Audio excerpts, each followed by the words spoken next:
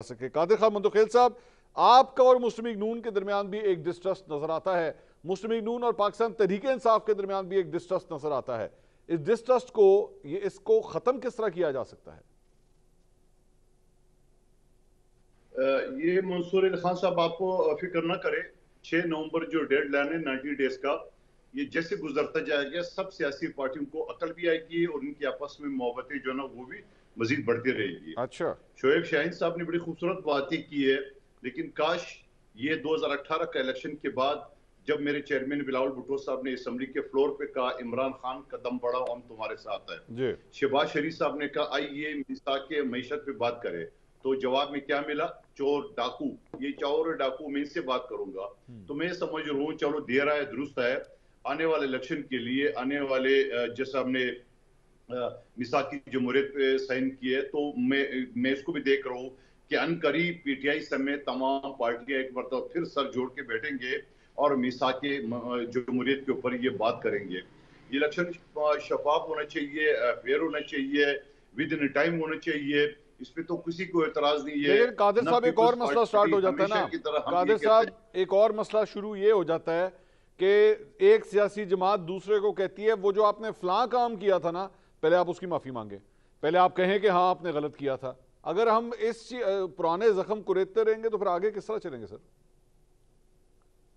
मैंने आपसे गुजारिश की 6 नवंबर के बाद ये भी खत्म हो जाएगी। अच्छा, ठीक। बोला अच्छा आपने गलती की थी, कोई बात नहीं, आप साडा भाई है। अच्छा। वो ये होगा, ये 6 नवंबर ये क्यों इलेक्शन पोस्टपोन होगा, मुझे कादिर भाई, कादिर साहब, ये मुझे 6 नवंबर के बारे में जरा डिटेल समझाइए, क्या मतलब है इस बात का, जरा थोड़ा सा एक्सप्लेन करें सर।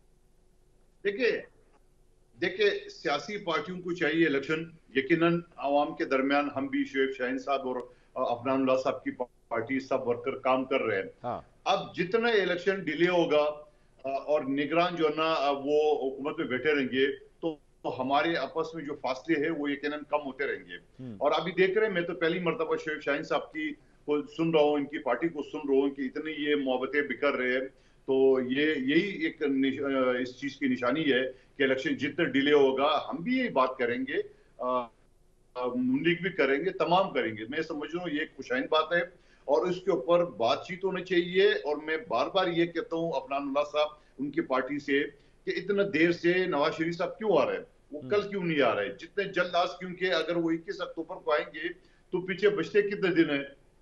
आज भी इलेक्शन कमीशन जो कि अलका बंदी का जो एक ड्रामा था जो बिगाड़ के फिर बिगाड़ दिया है, तो ये सारी चीजें तो हो गई है, लेकिन आज भी अगर ये सारी पार्टी एक हो जाए, इलेक्शन कमीशन को कल मजबूर किया जा सकता है कि वो इलेक्शन शेड्यूल अनाउंस कर दे। मजे की बात ये है कि इलेक्शन शेड्यूल अनाउंस हुआ ही नहीं है, सिंध में तरक्याती काम बंद, सीवरेज की पानी की लाइनें सैलाब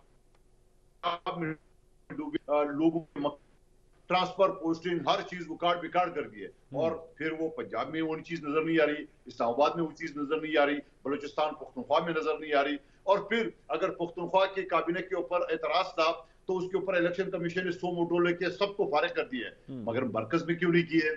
क्या अचीमात के होते हुए, तारड़ के होते हुए, फवाद के होते हुए और तोकीर शाह के होते हुए क्या इलेक्शन फेयर हो सकता है? क्या ये लेवल प्लेइंग फील्ड जो है ना वो दूसरी पार्टी को मिल रही है? तो ये सारे सवालात यकीनन पैदा होंगे, उसका जवाब मुस्लिम लीग नून को भी देना होगा और इलेक्शन कमीशन को भी देना होगा। शोएब शाहीन साहब, ये नवाज शरीफ साहब की वापसी की जो बात हो रही है, आपको अभी भी कोई डाउट्स लगते हैं कि नवाज शरीफ साहब नहीं आएंगे? क्योंकि अब तो मुस्लिम लीग नून ने जलसे जुलूस का सिलसिला भी शुरू कर दिया है, अपनी इलेक्शन कैंपेन को शुरू कर दिया है। बल्कि मैंने ये भी आपसे भी पूछना चाहूंगा कि पाकिस्तान तहरीक इंसाफ कब ये इलेक्शन कैंपेन मोड को स्टार्ट कर रही है? पहली बात तो ये है कि मुझे तो अभी भी शक है कि वो आएंगे। अच्छा। बहरहाल इनकी पार्टी ज़्यादा बेहतर जानती होगी, लेकिन इस वक्त भी वो एक इश्तिहारी मुजरिम का स्टेटस है, वो एब्सकॉन्डर हैं और कन्विक्टेड हैं।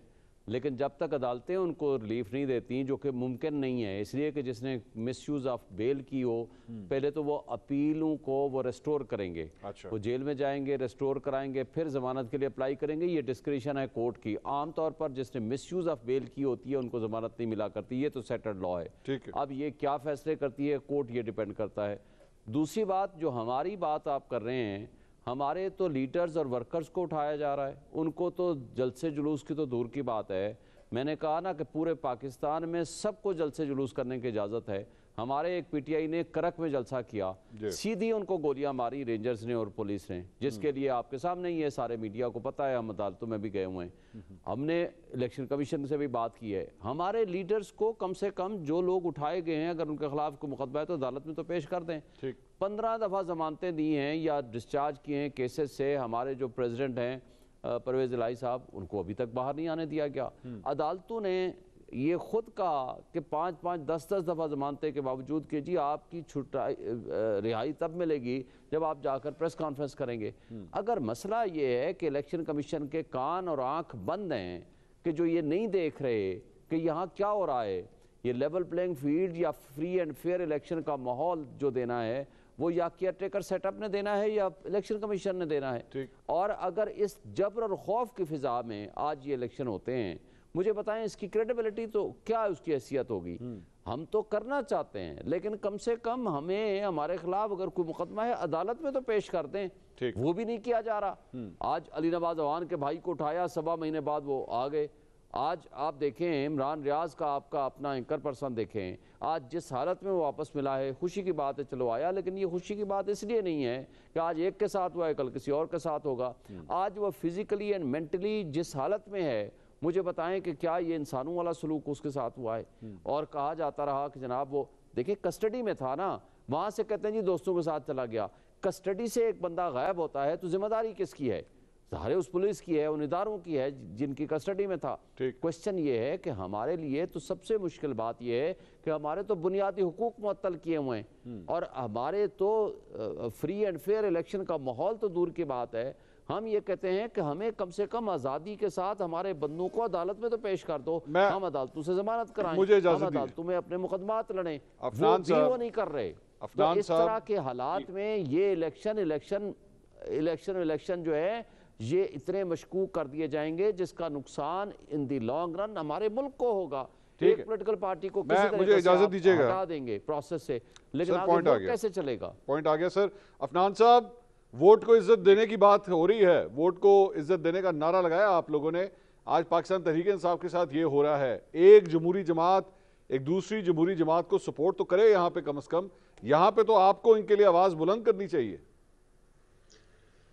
دیکھیں جو ہے وہ اگر 2018 والا معاملہ انہوں نے ہمارے ساتھ نہ کیا ہوتا, اور ہمیں بس کر دیں 2018, کیا کتنی دیر تک 2018 پکڑ کے رکھنا ہے سر, آگے بھی تو چلیں اب. نہیں لیکن میں تو کوئی 1988 کی بات نہیں کر رہا, ابھی 3-4 سال پرانی بات کر رہا ہوں میں. ایون 3-4 سال ویسے 1988 کی بات نون لیگ نہ ہی کرے تو بہتر ہے.